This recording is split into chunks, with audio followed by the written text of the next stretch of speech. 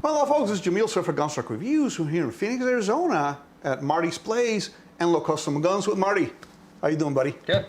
Hey, Marty, we've been working on this project now for months, okay? Yeah. It's been a while, but we're trying to make this easy for you and the customers, not to spend all this amount of money on a custom gun and just doing it one step at a time. That way, you know, you don't have to come up with a big lump sum of money in one chunk. And when you have a gunsmith like Marty in town, you can just bring it over and say, hey, do this, do this, do this. So far, what we have done, just to recap, first time we did grip safety and magwell. Then next time we did the complete fire control, trigger, hammer sear disconnector, and thumb safety. Yeah. And then the last time, Marty put sights in. The cool thing is we went with Harrison Custom Guns sights. This one actually fits inside of the factory dovetail, and he put a Glock front sight in it, which is pretty cool. Marty, you had concerns that the gun would shoot a little low. Yes. And guess what? We took it to the range, shot it at 10 yards, and it did shoot a little low. Yeah. Okay. We used factory 230 grain federal ammunition and some old ammo that I had since 1992. And we had issues with it with the previous setup because I had, dummy me, I put a 17-pound mainspring on it and didn't have enough oomph in it. Run, yeah. And that's, of course, as you know, the amateur way of lowering your trigger pull. Sure. Yeah. People think, oh, I'll put a lighter mainspring in it. Well, if you run into harder primers, yeah, you're going to have an issue. When you have German ammo from 1992, that probably was made for machine guns. Yeah. So it's not going to work well. So, Marty, what I'm going to have you do this time is work on, do your magic and get it to shoot a little higher. Yeah. And you told me that you had that concern from the beginning. Yes, yes. So let's go ahead and do that. And at the same time, do the front cocking serrations. Sure. So these are, there's different kind of cocking serrations. These are slanted Colt style or Springfield Armory style. Yeah, they're kind of specific to Springfield Armory, but yeah. So you're going to put the same, are you going to put the same amount of serrations or shorter amount of serrations up front? You know, I can do either or.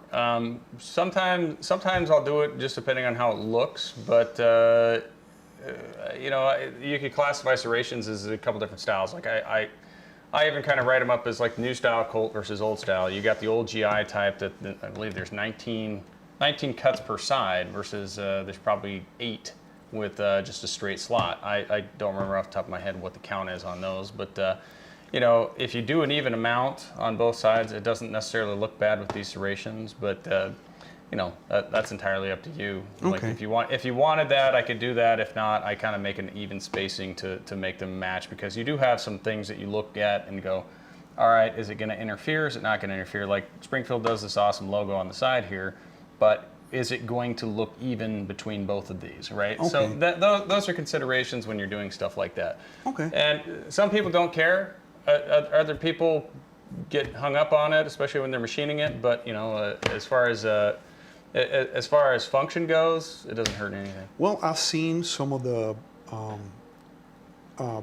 professionals from Springfield Armory that were sent to the Marine Corps for the Musoc pistols, and they cut the Marine Corps gunsmiths. Cut serrations On top of the logo. Oh, yeah. Because the logo is farther forward. Yeah. And they cut the, we're going to use these for military use, so we don't care about logos. They don't care. But, you know, well, like, you know, I've seen lots of military guns out there with, you know, like, let's say sniper rifles with untimed flutes. I mean, it doesn't look, I mean, flutes have their purpose. I mean, they don't look good when they're not timed up correctly, but they still are flutes. Yeah, you know?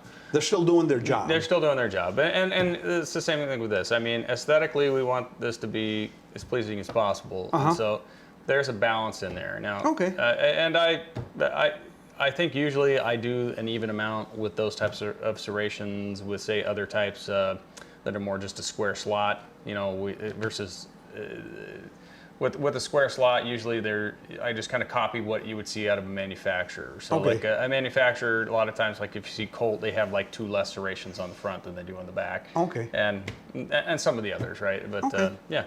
Yeah, that's great. So here, let me lock this up and hand you the pistol. And do your magic, and then we'll continue our series. So thanks for your help, and thanks for watching, guys. And remember, stay healthy, be safe, and have fun at the range.